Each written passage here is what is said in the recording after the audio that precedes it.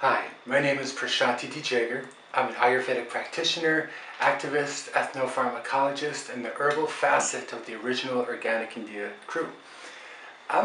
This journal today, this herb journal, is about the 8 ways that tea can be medicinal for you. Not like what is in the tea, not what herb is in the tea, but just this format of tea. Like, why is it medicinal? For me, there's 8 main reasons, or 8 meaningful reasons.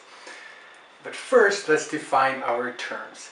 Often I will give some tea to somebody. I'll be at a conference or something, and I give some tea to them. And the first thing, like Tulsi tea, and the first thing they'll say is there tea in it? Or, is this tea? Or, and I'm thinking, fair enough. People, what they're asking is there this herb, Camellia sinensis, in it? This herb that's used to make black tea, like Darjeeling, or green tea, like pu'er, or white tea, like snow leopard. Fair enough. So then I say, no, there's none of that herb in here. This is decaffeinated tea, or herbal tea. And then we go on. So to define the terms here, what I mean by tea is any herb that you infuse in either hot water or cold water. And if it's hot water, by simmering or simply by steeping.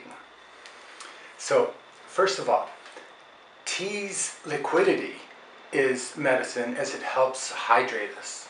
Like, something like 95% of all Americans or people on the planet, they're dehydrated. They don't get enough water in their diet, in their life. And so tea is a great way to supply extra hydration. So, great way that it's medicinal. Also, by cooking our water, by boiling the water, it tends to be more pure than a lot of the water we may get. So I know that for me, tea is definitely a big part of my whole hydration protocol, especially after living in India for so long, where you just had to do this with the water. Also, many people are into cleansing these days. It's as easy to cleanse a dehydrated body as it is to wring a dry sponge clean. So this is another big reason why tea is medicinal. Second reason, metabolism.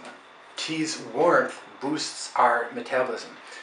Isn't it interesting that the Sanskrit and Ayurvedic and yogic word for ice is vish. It means poison. Like cold things, cold potency things on our digestion is actually considered poisonous. It's actually considered a toxin to us. Part of the reason for that is that it destroys or it attenuates or disturbs or fluctuates our digestive process. It's like this thing that our body suddenly has to digest. So it lowers our metabolism basically. According to Ayurveda and yoga, the quality of your tissue is dependent on the quality of your digestion, of your metabolism. So when your digestion is lowered due to drinking something cold, then low quality tissue arises and we get all of this phenomena that America's seeing now. Like, for instance, all the obesity. Conversely, if you drink hot things, it tends to invoke or spark your metabolism. This higher metabolism creates higher quality tissue and everything seems to work so much better. So that's another reason why. Third reason, the tea, the prana in tea, this might be a little bit hard for some people to get, but the prana in tea is more directable. The prana of the herbs in tea is more directable than in just a regular capsule or something. Years ago, about 14 years ago, I broke my neck, and in that time I was taking an amazing amount of turmeric. So I had turmeric all over the house. One time I walked into the bathroom, it's at nighttime, about to brush my teeth.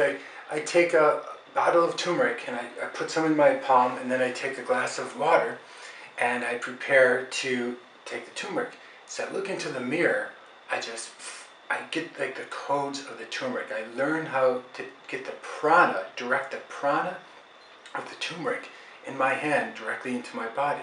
It taught me such a great lesson. in the prana of herbs and the importance of prana in herbs.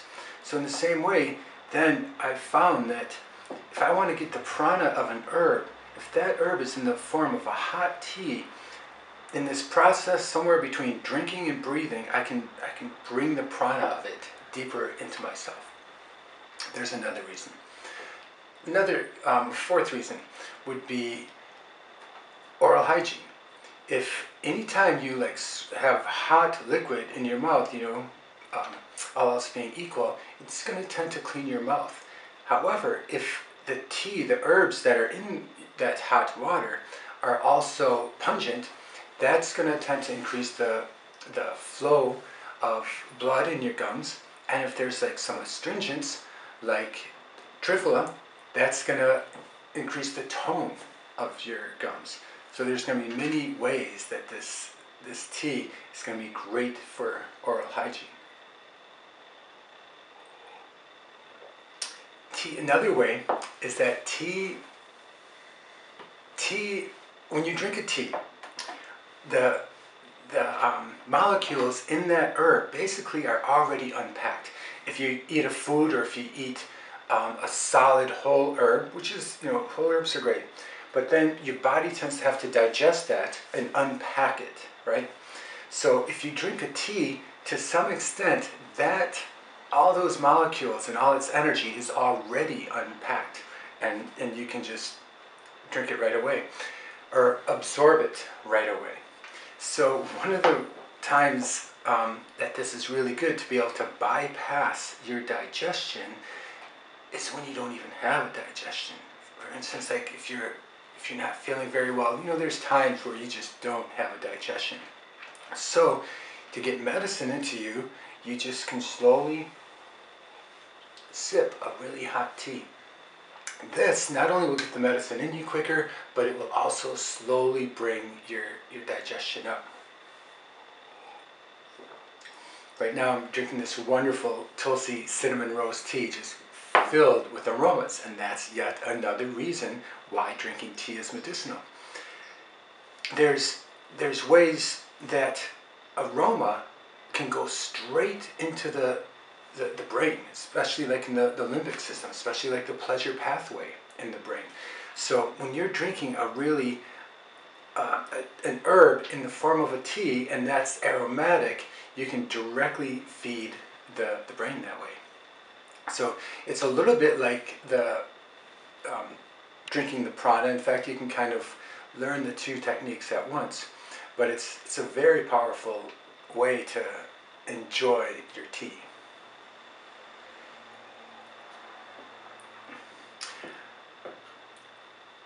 This whole conditioning of deep restoration is another reason. You see some movie and the person is, the hero is about to die or something, and somebody holds their head up and they just take one little sip of tea, and suddenly it's, the next scene, the music comes in, and the next scene they're just da-da-da-da, And so there's this deep conditioning in us that tea is deeply restorative. So whether or not it is, it is of course, but the point is, it's in our psyche that drinking this tea of these herbs, it's going to be deeply restorative. So an eighth reason why to drink your tea is it's so conducive to ritual. Whether it's this crazy Manhattan office on some 78th floor, or it's on some British lawn during afternoon tea in the year 1818, or it's the year 918, and you're a Zen master just teaching his student via the way of tea. Tea lends itself to being a ritual. And that ritual, it's this combination of prana, of the fluid dance of prana, yet the precision, this exactness of in yoga it would be called the fire element, tejas. It's a wonderful way to direct the mind, to calm the mind, to guide the mind. It's a wonderful way to punctuate your day. It's to take a breather, to allow this mindfulness to arise. And in that mindfulness, there's awareness of all things. And that awareness is basically what we are. And so drinking tea holds space for the greatest of remedies in many ways. Deeply healing, medicinal in so many different ways.